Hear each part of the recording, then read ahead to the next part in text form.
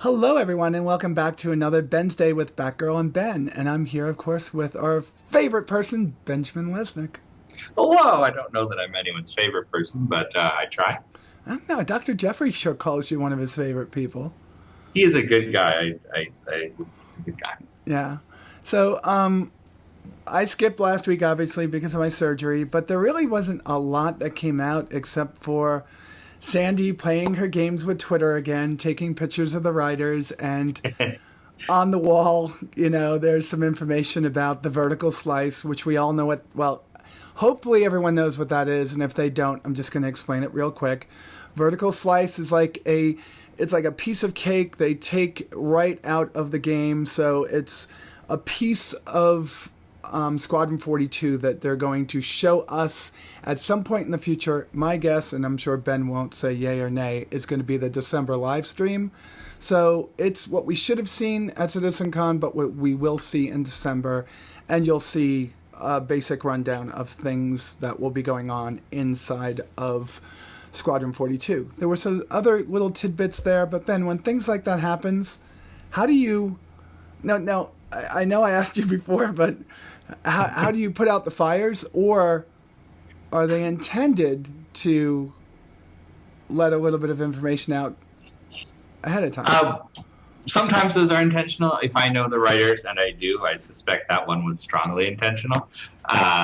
But there have been ones that we didn't necessarily mean for that to get out there. Like there was one with the ships a couple months ago.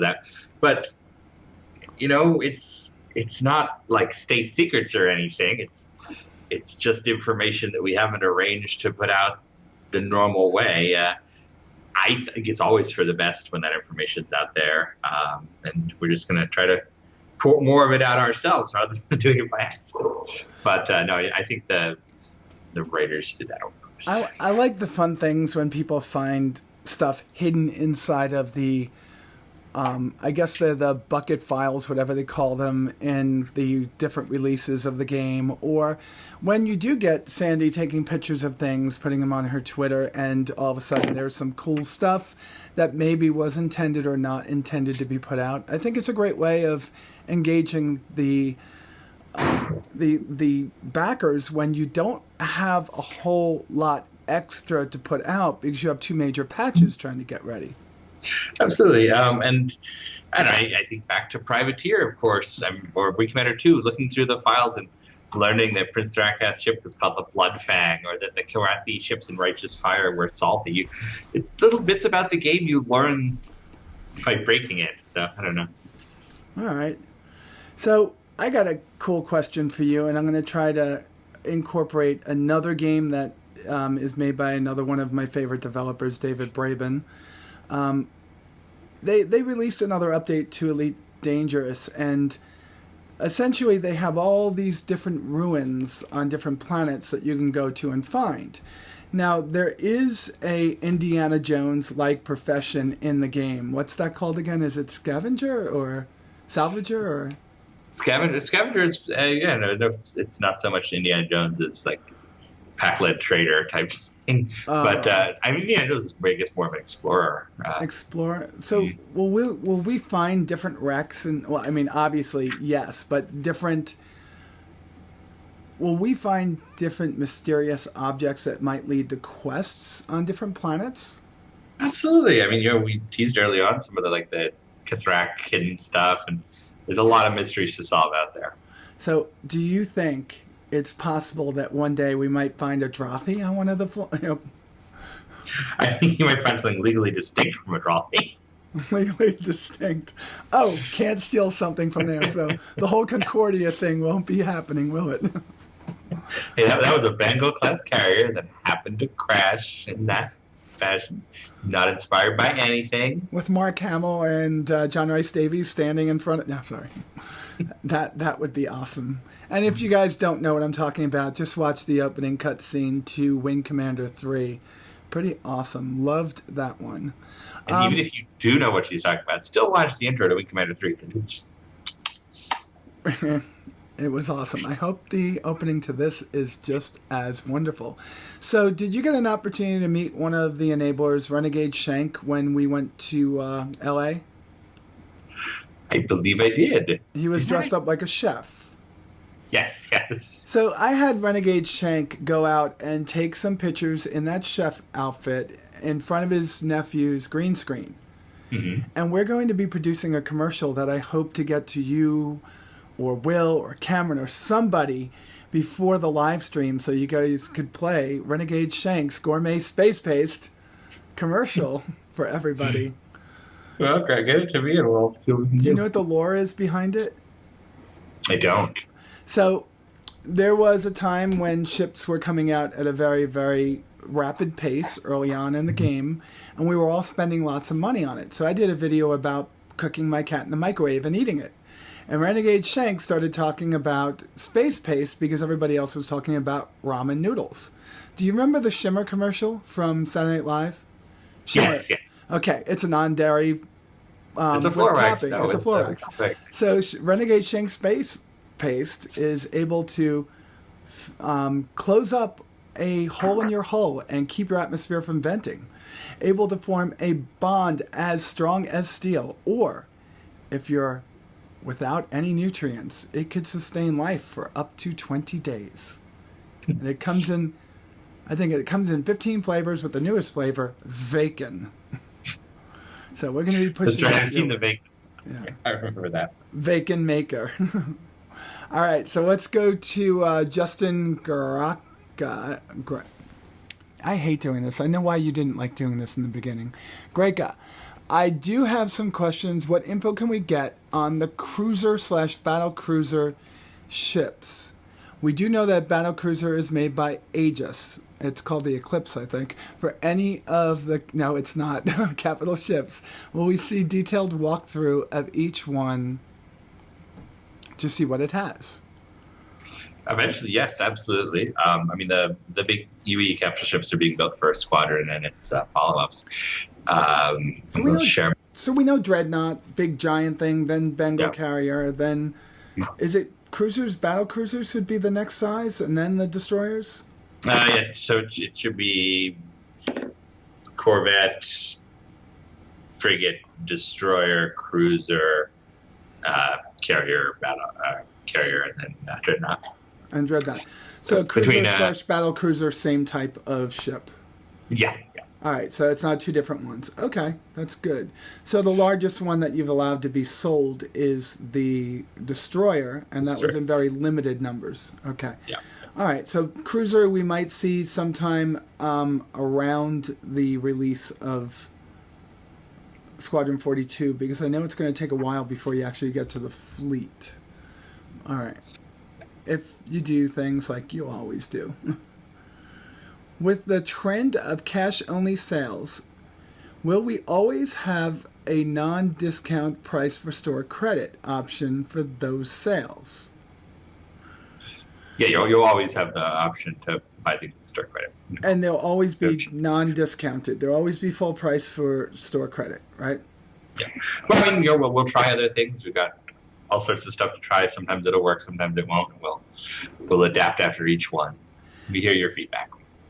Awesome. I personally don't dislike the cash discounts at all. I think that they move the game in the right direction, which is people that have ships that they find something newer that they want, melt it, get it, and people that want something brand new, here it is, they can come in and get it at a discounted price. I'm liking that a lot.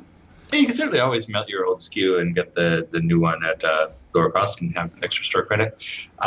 But lots of stuff to think about. We'll talk more about that soon. Okay. Well, we see limited ships for sale like the 890 Jump or Phoenix released soon. We'll have a couple options during the very big sale later this month. The very big sale. The anniversary sale. Anniversary sale, yeah. Did I miss something? Are you having your normal Veterans Day sale for this weekend? No, we only did that one year, and it was because we had a partnership with a charity group. I'm not talking about you usually do a sale for Veterans Day, like military ships. You're thinking about the Hornet thing. Yeah, I was thinking about the Hornet thing. That is right. We have done that. There's no Veterans Day sale this week. Sorry, 'Cause veterans. It's no insult Thanks to for putting your veterans. Yeah. life on the line for our country. There's no ship for you this weekend. It is thanks to veterans that we can fool around with ridiculous spaceships. So no offense intended there. Okay. We will have plenty of military ships to sell you a week later. We can't have a sale every weekend. So, in the grand scheme of things, which way did Terra swing? Towards the red or the blue? It's too soon. Too soon. I know. I'm sorry. We're very sad out here. You've been interesting times. Yeah, interesting times. I'm not trying to make it political. I just wanted to ask, No, me either. I don't want to. I don't want to. Because I respect everyone's opinion. Way, yeah, I respect everyone's opinion. All right. So, my questions tonight. I'm very interested in the direction that the community team is going. You moved Tyler out is out in Austin, and you have the I guess you want to call them the CR group, customer relations, or CS team, out in Manchester. What are the challenges that you've faced over the last year and a half that this has been the case, where you're sitting in LA, Tyler's in Austin, and the rest of the group is in Manchester? You lose a little bit of kind of, I'd say, unit cohesion by having everybody everywhere else, but you also get to cover much more of the day with. We've got game support folks in the UK and in Austin, so we always have somebody active, which is great, and they're just building that up more and more.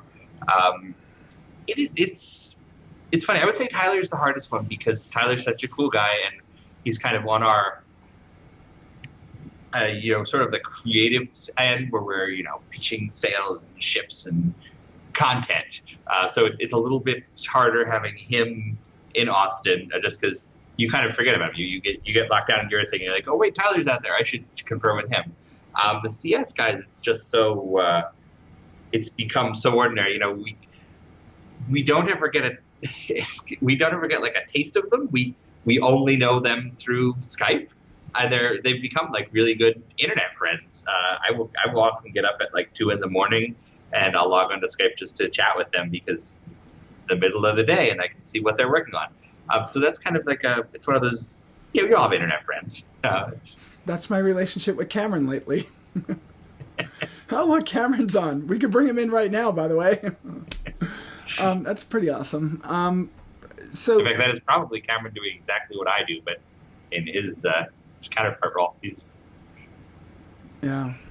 I love Cameron. Very, very good find. You guys lucked out. Well, we did. I'm sure there were many other people in the community, so I don't want to knock anybody else, but Cameron is amazing. I also wonder about the word concierge. In the beginning, you had this concierge for people that spent over $1,000. That's right. Now there's a much larger amount. And maybe this is something I could talk to the people in CS, because I don't think Allie does concierge anymore, right? Yeah, she's just subscriptions and merchandise. So how has the growth of the concierge title affected the tickets and ticket times? Honestly, ticket times are way down. Early on, we spent a whole lot of time kind of answering like game design questions and just sort of trying to do as much as we could, just converse with backers. It gets a lot harder on the individual CS level to do that as you get so big. But we kind of, how do we explain really? I like to think we still maintain that relationship. We've got a great Amanda out in the UK is our concierge person, and she does yeoman's duty, staying in touch with everybody and kind of engaging that sector of the community. Okay. So moving forward, next year is going to be a huge year because we're going to have the greatest expansion of the PU since the release of the PU. Hopefully every expansion will be the greatest one. Yeah, Yeah, I guess that's like If an it's not, we're expansion. doing something wrong. Yeah, because I mean, you got to get to 100 planets at some point, right? So, well, not 100 planets, 100 star systems. There's a lot more planets than that. Yeah, a lot more planets. It's like and 700 and something a planets. lot more moons, a lot more space stations. So, going forward, do you have a team in mind starting in 2017? Because it's a great time to alpha test that and beta test it, that will be doing live events in the game engine. We will get there. You will get there. So, live events, my idea is get-togethers, races, maybe a quest line that you just give whoever's on a Friday night. Are those things that you would toss around? Yeah. I mean, we learned a lot from Ultima Online way back in the day that gave GMs an extensive amount of tools. So we're at the tool building stage right now. We want to give game masters the ability to do innovative things. So, will those tools or something maybe not as godlike be available for organizations to do their own quest/missions? I can't necessarily promise that, but only because I have not thought about it. I don't want to promise anybody's tools without permission. You don't want to promise anyone's tools away. But there will be mission creation aspects for players. And you also have mentioned in the past there'll be a lot of customization that the backers could do in the future. Yeah. Or citizens. We could start calling ourselves citizens next year, I take it. I think they're both perfectly respectable titles. All right, cool. And I'm just going to ask my last question with...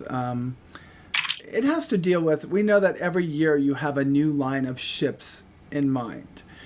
I just want to know, if there was going to be another starter ship, what profession would that starter ship possibly be for? Well, the starter ships, they tend to be much more generic. An Aurora can do a little bit of everything. Right. We did the Mustang that was a little bit more performance featured, but it's only a slight move of the dial. Another one, I could see a slightly military themed one. That would be because with the starter ships, you kind of want to appeal to people who are just starting the game, kind of explain things that they can do. So it would be weird to have like a mining ship or something as the starter. So I really look towards military, maybe luxury. I don't know. Maybe something like a Cessna Skylane that you could like start moving 4 to 6 passengers around different moons and places. Yeah, that's one of those ones where that makes total sense, but it's a harder sell if you're trying to say, hey, come play Star Citizen. You can be a fighter pilot, or you can trade cargo in space, or you can explore distant worlds, or you can move 5 to 6 passengers. I guarantee you that will be the lowest selling starter scheme. Bush pilot in Alaska. Yeah. That's what I want to do. Explorer would be a good one too. Yeah, it would be. I know that you've mentioned Mine Layer, Minesweeper before, and I kept on shaking my head about it. And then I thought about Operation Pitchfork. I thought about the asteroid fields that might be in Tiber, and how you could probably set up a trap by having a mine layer, lay mines in an asteroid field, and then 2 ships going out to lure other ships towards it. So I now support your idea for a mine layer in the future when you want to add that into it. So my thought about mine layer is, I feel like we need to do it kind of almost as an apology for how lame the mine laying mission in Wing Commander 3 was. There's this mission where you're supposed to go around and mine jump points, and you fly a longbow and you drop precisely 2 mines at every point. What is this doing? You look at the Kilrathi minefield, but it's like endless fields of mines. Like, I want to make that. So you want to make that? Wow! So you'll need a whole squadron of mine layers. Like bigger ships, transports that literally have their hulls full of mines, or the same thing. You can even do the same ship, but it sweeps up mines and explodes them in some sort of internal chamber. Yeah, I think there's fun gameplay there, but we haven't hit on it yet. So no mine layers in the works at the moment. Okay, so 1 until 3 next week Pacific time. Is that correct? Friday 1 to 3 will be our live stream. I think there'll be some pre-events with game streaming and hanging out and stuff. And we'll fill you all in early next week. Okay. Are we getting closer to Evocati release of any of the patches? Technically, we're always getting closer to any other event. Yeah, that's Ben. Yes, no, they're doing well. The 2.6 stuff is coming along. In fact, I was just looking at the stuff for the newsletter that's going out tomorrow. It talks about some of the stuff we're still working on, including the UI and some of the bugs we're still looking at, including one that's giving us some unfortunate lag. But we're pretty confident we'll get there. Are we still looking for the rebalance of ship speeds and stuff for 2.6 or later? Well, I believe that testing has already happened. We got a bunch of feedback on that, and we'll determine what will actually change. Oh, but that was different, right? So that whole testing was just to see if it was going to work, not necessarily that it was going to be in 2.6, right? Yes, that was to teach us. I misunderstood that. Yeah, we learned some very valuable stuff. It sounds like overwhelmingly people thought they were a little too slow, but we will keep going back and forth. One of the things that the new patcher is going to let us do is have a lot more tests like that, because we can just make a change quick rather than making 1,000 people download the new client. It's just going to be great. So I expect to see a lot more iterative, balanced stuff for the various testing groups. I like that. Well, folks, I do want to apologize to you all. I had a lot more of these wonderful questions for him that I usually put onto my laptop, but I had to upgrade my laptop this week, and the file I put the questions into I burnt.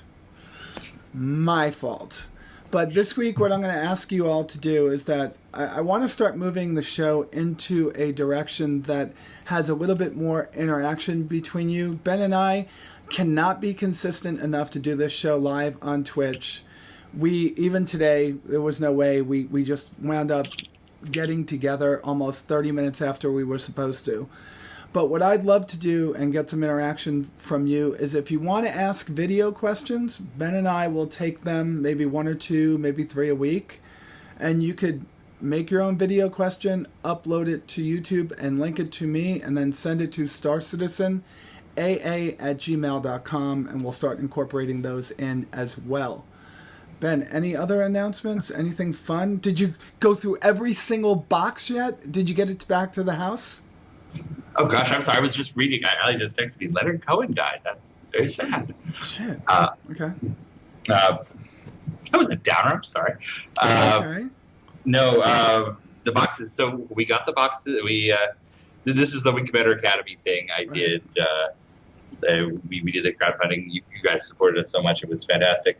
We rented a truck on Saturday. We drove out to Orange County to pick them up. Thanks to my brother and Jared and Stoutman, who all showed up, and Toast, who all showed up to help. We managed to get them all back to the apartment, and then just left them there. They've been kind of sitting there taunting me. I'm very, very, very excited to get. You haven't opened one? We haven't opened one yet. Well, some of them came open they were very old boxes, it turns out. Oh. Some of them came open, so I've looked at a little bit of stuff. I just ordered to come tomorrow, 30 big plastic tubs. We're going to move everything from boxes, sort it out by episode, and we'll share that live. It's one of those things where this is a really fun project, but there's so much of it. I know when I get started, I'm never going to have a moment again. So and I'm going to point everybody to Wing Commander Academy was a animated series that appeared in the, was it early 2000s or was it the late 90s? No, 1996. 1996, okay. And every single episode is available on YouTube. I don't know if it's legit or not, but it's on YouTube. Not legit. Yeah, just look up Wing Commander Academy. I've watched all of them already, and I'll tell you, it holds truer to Wing Commander than the movie did. Sorry, it was. It's true. It's got all the ship designs. It's got Mark Hamill. It's got Tom Wilson. It's a children's cartoon that has Malcolm McDowell doing voice work. It's fantastic. God, I wish you could have gotten him for the. Oh, who knows? There's more chapters coming. Never know. Well, you know what role would he play besides Evil Admiral? That man was born to be an Evil Admiral. I don't know. I've seen him in a couple of shows where he played a buffoon. He does the Evil Admiral better. All right. All right. All right. I'm just thinking, folks, I'm losing my way because, ouch, it hurts. Loving everything that you guys are going to be putting forth over the next 4 weeks, and I can't wait to see it all. And with that said, Ben, thank you so much for joining me every week. I really appreciate it. I'm happy to chat with you. I'm sorry I never have more detailed answers. I don't want to step on anybody's toes, but it's great hanging out with the community and for you personally. Thank you. I appreciate that. Ditto. And folks, with that said, before a tear comes out of my eye, you all be safe out there. And I'll talk to you soon. Bye.